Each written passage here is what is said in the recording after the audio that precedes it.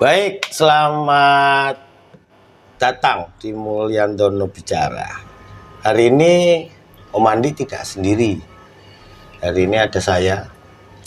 Akan mengajak ngobrol nih sama Om Andi soal pariwisata, tapi lebih ke ini kan nih Om. Menurut saya nih, kita kan mungkin lihat orang banyak bicara soal destinasi wisata.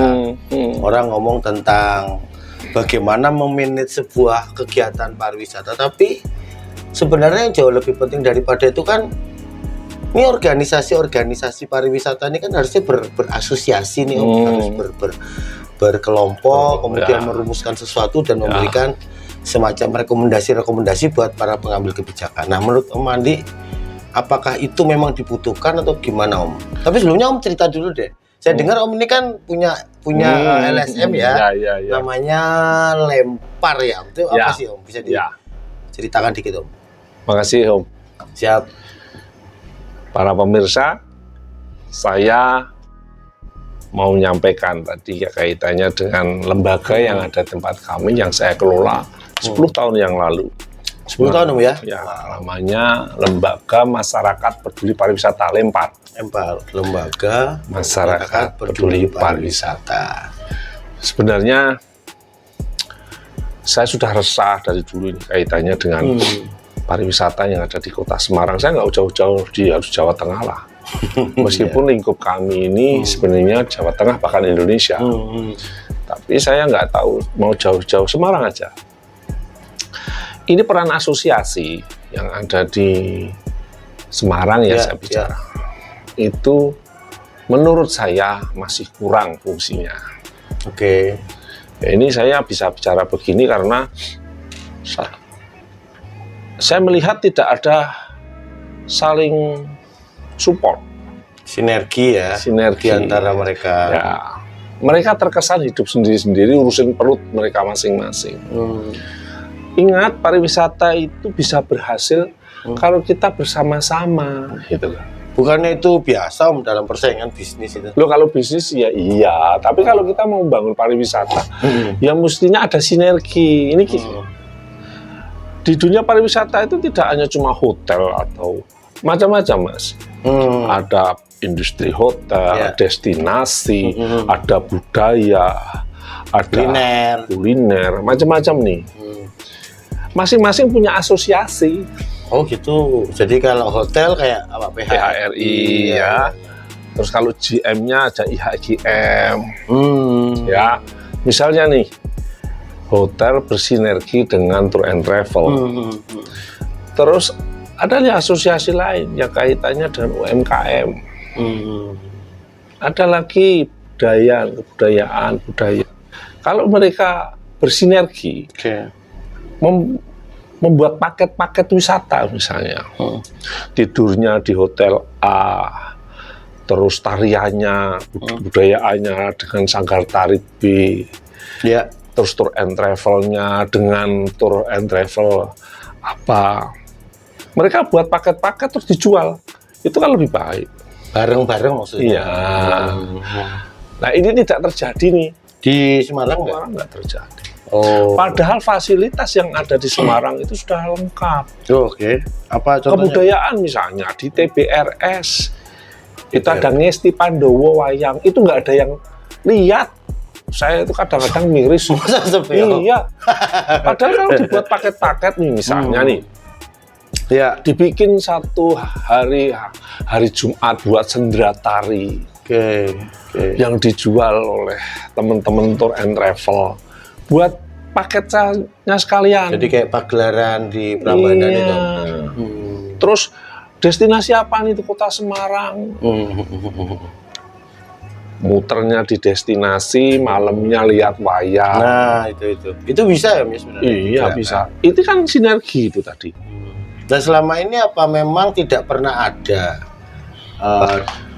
bincang-bincang kayak atau mungkin diskusi kopi darat? Nggak tahu nih. Nah, sebenarnya kalau bicara soal asosiasi nih Om, pertanyaannya adalah sebenarnya peran utama asosiasi pariwisata dalam mengembangkan sektor pariwisata itu apa sih sebenarnya di Semarang? Lah ya, saya juga sekarang ini lagi bertanya-tanya.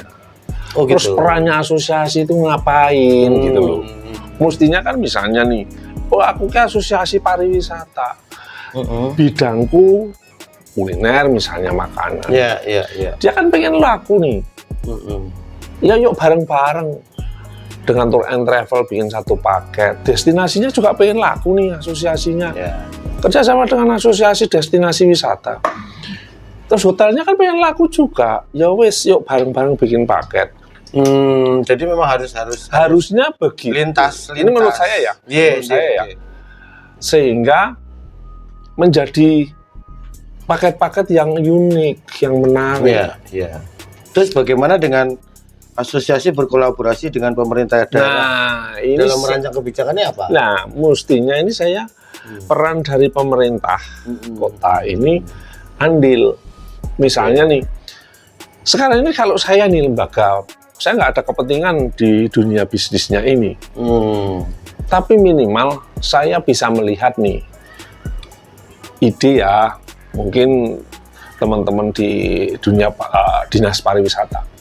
Bikin dong satu tempat, fasilitasilah tempat teman-teman di industri pariwisata, asosiasi itu. Satu tempat, satu gedung, itu semua asosiasi masuk di sana.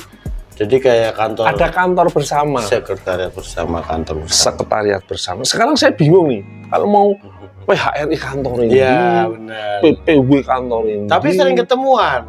Loh, ketemuan sih teman-teman semua. Oke. Tapi kalau waktu kita mau cari, bingung. Informasinya kemana? Sehingga memperlambat nih.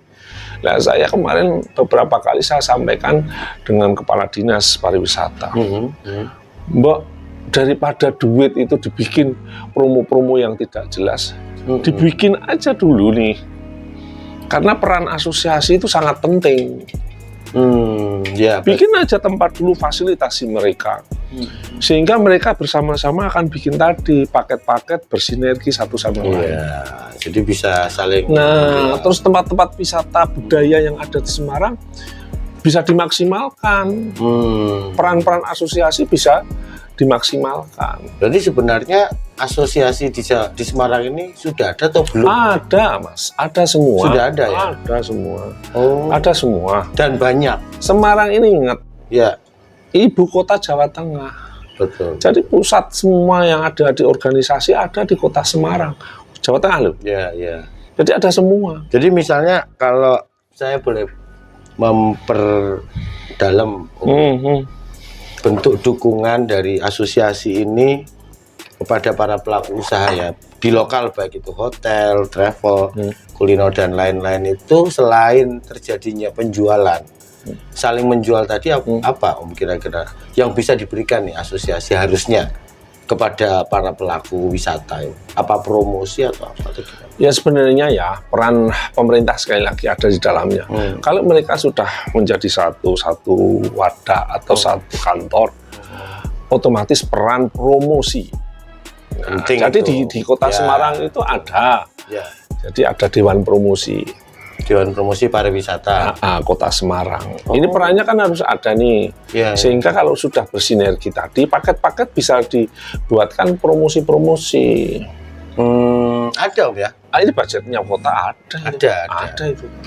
Lah kalau itu sudah dibuat, itu kan pasti malah mengkerucut nih. Sudah jelas apa yang dipromosikan. Betul. Gitu. Karena sudah teridentifikasi destinasinya, terus makanannya. Terus ini Om, sejauh mana asosiasi ikut berperan dalam promosi wisata Semarang di tingkat nasional dan internasional? Menurut Om, perspektifnya Om sekarang ada? Atau saya tidak, atau bagaimana? Saya belum tahu benar ya. Karena saya dengar-dengar untuk kota Semarang aja Dewan Promosi itu belum terbentuk. Ini karena wali kota baru ya. Tapi baru mungkin, kemarin Om ya. Mestinya harus secepatnya dibentuk ini. Ya. Dan itu penting. Om. Penting. Dan saya berpikir kalau ketua dari promosi tadi, Dewan Promosi Kota Semarang itu dipegang oleh pelaku yang aktif, itu enggak, istilahnya dia praktisi ya, di bidang pariwisata. Itu saya kira kurang Mas, karena gini, Mereka katakanlah GM salah satu hotel. Betul. Dia ditunjuk menjadi ketua promo Kota Semarang. Otomatis dia kan ngurusin hotelnya, dia kan harus ada target nih. Apa mungkin nih dia mikir sing sak Kota Semarang ngurusi promosi? Harusnya siapa? Harusnya praktisi-praktisi di luar unit kerja pariwisata tadi. Misalnya nih orang-orang yang suka pariwisata, orang-orang yang paham pariwisata, atau paling tidak ya di sini kan ada tokoh-tokoh pendidikan, public figure, budayawan yang tidak peran aktif mengelola usaha. Akademisi orang kampus, itu ya. Atau ya mereka yang suka dengan pariwisata, peduli pariwisata, itu dilibatkan, Mas. Iya sih. Sehingga mereka itu all out kerjanya. Karena tidak memihak ya. Iya, satu itu dia nggak mikir harus ada target yang dibebankan. Gitu. Saya melihat rata-rata mereka pelaku industri, GM hotel A, GM hotel B. Ya mungkin keren sih ya. Betul. Tapi itu jadinya apa menurut kamu? Sentimen terhadap unit itu sendiri ya. Akhirnya tidak jalan promonya. Karena dia mempromosikan. Iyalah, dia kan kudu golek iki. Golek kanggo usahane dek. Numpang promo pakai apapun itulah, gitu tapi saya melihat ini sudah dikeluarkan biaya untuk promosinya, tapi tidak dikerjakan secara maksimal. Oke. Dan orang-orangnya ya yang masuk di dalamnya itu orang-orang yang industri pariwisata, yang mengelola, pengelola. Ya ada sih beberapa yang tidak mengelola di industri pariwisata, tapi dia tidak berperan di dalamnya, sehingga yang cuma delok. Nah, sekarang ngomong soal ini tantangan ya. Maksudnya kalau bicara tantangan utama pasca pandemi kemarin, bisnis pariwisata yang sempat hancur, lebur, nggak bisa berbuat apa-apa itu, tantangan utamanya apa pasca pandemi ini menurut? Ya memang recovery. Waktu kena pandemi itu kan memang semua mati ya. Hancur semua. Nggak bisa kerja gitu. Jelas itu mati semua. Tapi justru seharusnya itu titik balik. Gimana pariwisata bisa bangkit dengan cepat, dengan baik. Ya, konsep gotong royong itu harus tetap dijunjung tinggi. Itu warisan nenek moyang nih. Iya, betul. Kita kembali ke trahnya ya, Om ya. Kalau kita ini bareng-bareng untuk membangkitkan pariwisata secara cepat, ya gotong royong tadi, seberat apapun beban, kalau kita bareng-bareng membenahi, cepat Mas. Jadi semangatnya nih Om. Iya. Harus dibangkitkan dulu. Ya, saya kira kalau yang kemarin itu sekarang sudah balik pulih ya. Iya. Balik pulih. Jadi tidak ada alasan sebenarnya kaitannya dengan kemarin COVID. Oke lah, COVID sudah selesai. Sekarang ke depan nih, kita percaya ke depan. Kemarin jadi tolak ukur kita. Pandemi itu ya kita hancur-hancuran. Tapi justru kita harus melihat ke depan untuk menjadi lebih baik. Karena saya kira pariwisata masih seksi. Bisnis pariwisata. Masih bisa dibuat sandang. Iyalah. Karena bisnis pariwisata dalam kondisi apapun negara. Kondisi terpuruk ekonomi negara, itu trafficnya pasti pelan naik terus, gak mungkin anjlok terus karena orang stres pengennya seneng-seneng. Oh iya paham. Jadi memang bisnis pariwisata itu sekarang sudah menjadi salah satu kebutuhan utama, lifestyle. Jadi lifestyle.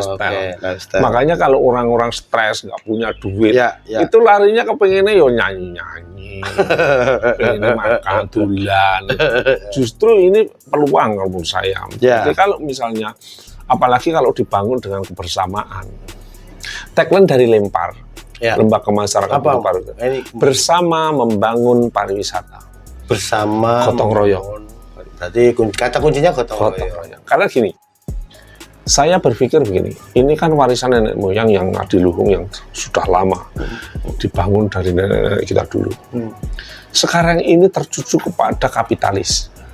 Kita tahu platform-platform pariwisata, itu pemiliknya beberapa orang saja, tapi luar biasa, triliun itu. Oh ya? Oh ya, ya bisa beli tiket pesawat apapun. Oh, lewat satu situs itu ya? Asal satu situs. Satu situs menjual banyak hal. Iya.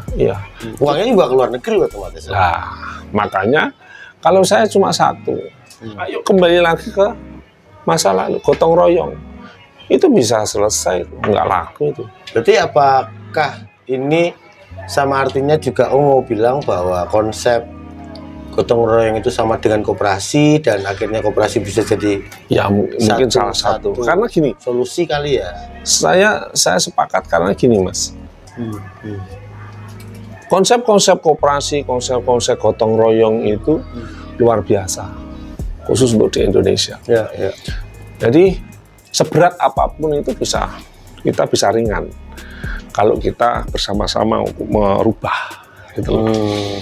Nah, saya makanya tekankan di sini, ayolah bareng-bareng gotong royong untuk membangun pariwisata. Kita kalau mau berhasil pariwisata, harus bersama-sama.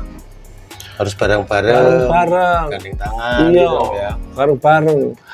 Ini banyak dulu waktu bangkit-bangkitnya aplikasi kaitannya pembelian online. Itu dunia pariwisata kaitannya di tour and travel, pada hancur. Apa? Masalahnya di harga. Nah, sekarang dulu perang harga atau gimana, Om? Ya gitu, ya perang harga terutama dan kemudahan. Dulu belum ada aplikasi, orang bisa beli di tour and travel tiket. Oh, langsung ke biro. Iya, ke biro beli tiket. Tapi sekarang, begitu ada online, dia hanya cuma pencet aja udah dapat kok. Oh, makanya banyak ya agen penjualan tiket itu sekarang tutup. Iya, hancur. Nah, ini saya melihat bahwa tapi mau nggak mau, suka nggak suka itu pasti terjadi. Tapi mensikapinya seperti apa? Ya gotong royong bersama-sama membangunnya. Yuk punya paket-paket, ya buat aja misalnya Kota Semarang, bikin aplikasi lah Semarang. Jual itu Pak. Akhirnya kan bareng-bareng nih. Minta fasilitas dong. Kota Semarang. Bu, buat ini aplikasi supaya kita ini teman-teman di industri pariwisata semua masuk di sana jualan. Nanti kita bantu dengan visitcentraljava.com. Kita punya nih visitcentraljava.com. Itu kita tempelin di situ. Kita jual di Bali, kita jual di Jawa Barat, Jawa Timur. Datangin agen-agen Wisman. Nah, berarti ini sudah ngomong ke arah strategis. Ini ide ya. Ide. Berarti ngomongin soal rencana strategis kan ini, Om, ide ini. Jadi pertanyaan terakhir nih, Om, sebelum kita tutup nih pembicaraan kita. Apa kira-kira rencana strategis sebaiknya sebagai sebuah asosiasi dalam membangun bisnis pariwisata di Kota Semarang khususnya ke depan untuk 5 tahun? Menurut Om? Yang pertama adalah peran dari pemerintah harus ada di sini. Baik, pemerintah berperan. Ya. Dalam membuat regulasi kebijakan yang mempermudah ini. Nah, ini kan aset pemerintah untuk bisa mendapatkan pajak-pajak dan sebagainya. Sumber pendapatan APBD. Siap. Ya, mestinya pemerintah itu memberikan fasilitas.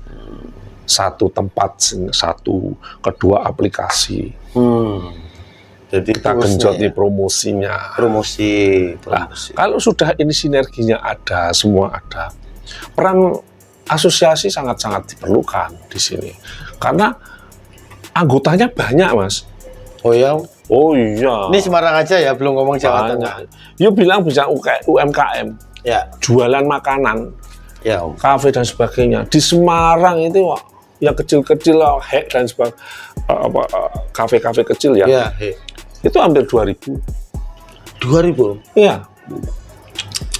Itu yang kecil-kecil ya. Hampir 2.000. Belum yang kafe. Belum hotel, ratusan hotel, destinasi di sini yang andalan-andalannya yang boleh dibilang yang 10 ada lah, Om. Ada destinasi, resto jelas, tempat karaoke ada, semua ada nih di sini. Lengkap, Om. Tour and travel Di sini tour and travel ratusan, Mas. Iya. Makan semua nggak nih Om? Wah. Dari yang berizin lengkap atau yang semi, ada semua.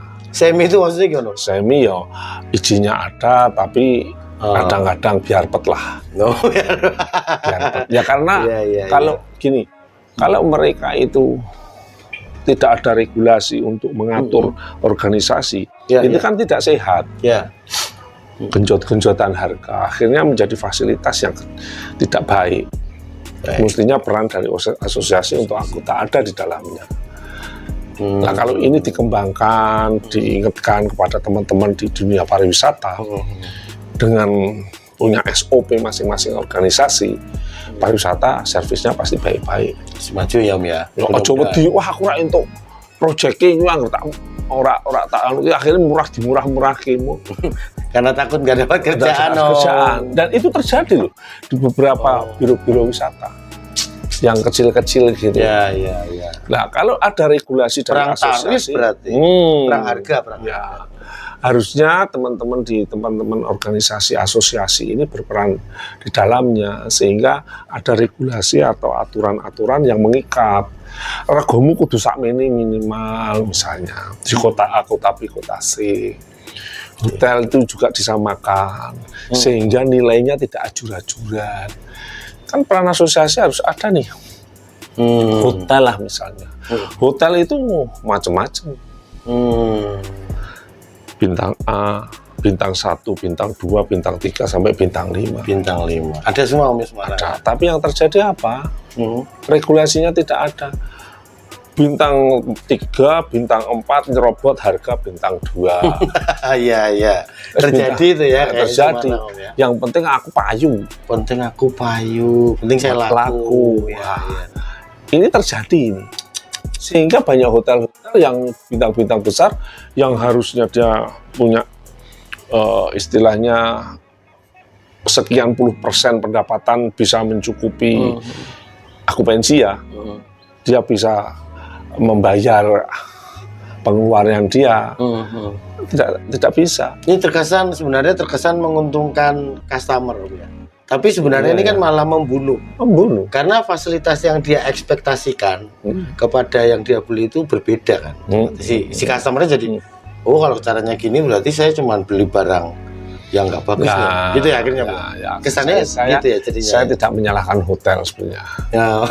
Saya tidak menyalahkan, tapi kepada kembali asosiasi tadi yang membuat dan gini, konsumen katakanlah juga berperan di sini karena dia menginginkan harga murah, fasilitas bagus, murah, banyak, kenyang, apalagi ya, itu motivasinya. Apalagi itu instansi. Ya, orang-orang instansi wah ya, kalau itu kita tahu sendiri tahu sendiri ya, tahu sendiri. Dia oke. Namanya bintang 4 tapi harganya bintang 2 oke lah apa-apa harganya karena bintang 4 2 plus lah ke 3. Baik. Nah ini kan menjadi ya kita nggak nyalain lah ya, karena dilema yang nggak bisa. Tapi regulasi itu harus dibuat oleh asosiasi sehingga tidak ada tumpang tindih perang harga yang tidak sehat. Baik Om, sebelum kita tutup nih ada lagi mungkin Om punya closing statement lah mengenai peran asosiasi terhadap pengembangan pariwisata khususnya di Semarang Raya ya, Semarang Raya. Ya, matur nuwun. Tadi ini close statement saya. Mari kita bersama-sama membangun pariwisata. Bersama-sama ini dalam arti yang sesungguhnya. Tanpa kita bersama, kita tidak akan menjadi sukses dalam dunia pariwisata. Ini kalau menurut saya kuncinya adalah kebersamaan. Nah, peran pemerintah juga ada di dalamnya. Jadi tolong berikan fasilitas-fasilitas kepada asosiasi sehingga mereka bisa mendapatkan kemudahan-kemudahan untuk saling bertemu. Ini pemeran pemerintah dan hal kaitannya dengan promo dan sebagainya sudah saya sampaikan tadi, mestinya harus dikaji ulang, dibuat aturan-aturan yang mereka yang kira-kira nanti bisa menjadi lebih baik lah pariwisata kota Semarang. Saya bicara Semarang. Kalau yang lainnya saya nggak tahu karena saya ada di kota Semarang. Iya betul. Pak. Saya kira gitu, Mas Baik, Rio. Terima baik. kasih ini. Terima kasih Bincang-bincang yang luar biasa. Banyak sih isinya daging semua nih Om. Terus terang, saya juga baru tahu ternyata memang itulah yang terjadi tentang asosiasi di Semarang. Baik, sahabat pariwisata, mungkin ini yang bisa kami aturkan pada kesempatan kali ini. Tetap tunggu, jangan lupa di like, subscribe channel Mulyandono Bicara. Sampai ketemu di sesi berikutnya. Terima kasih. Assalamualaikum. Terima kasih. Waalaikumsalam. Pak.